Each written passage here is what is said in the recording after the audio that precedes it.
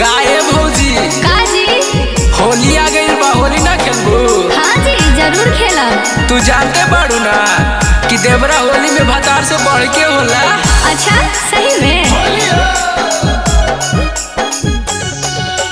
होली में देवरा भतार से बढ़ के खेलब होली कोठा पे चढ़ के। होली में देवरा भतार से बढ़ के खेलब होली कोठा पे चढ़ के। खेलब होली होली हो रंग डलवाई वो चोली हो।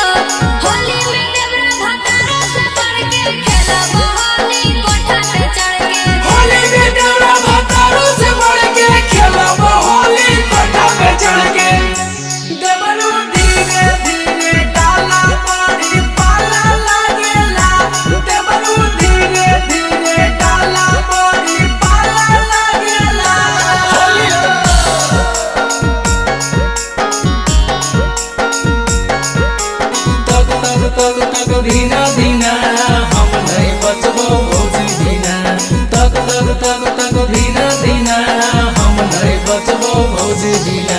छोटका देवर बा बड़ी मन भावे। बड़ी मन भावे, बड़ी मन भावे। कुछु कहिले त दौड़ी के लावे। दौड़ी के लावे हो, दौड़ी के लावे। छोटका देवर बा बड़ी मन भावे। कुछु कहिले त दौड़ी के लावे। काम करे बड़ा चढ़ के हो, काम करे बड़ा चढ़ के हो।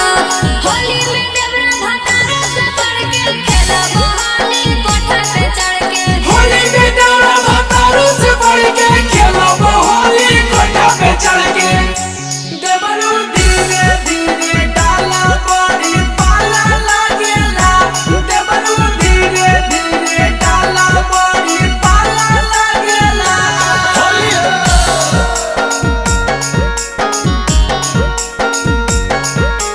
तक तक तक तक धीना धीना हम नहीं बचबो भौजी धीना। तक तक तक तक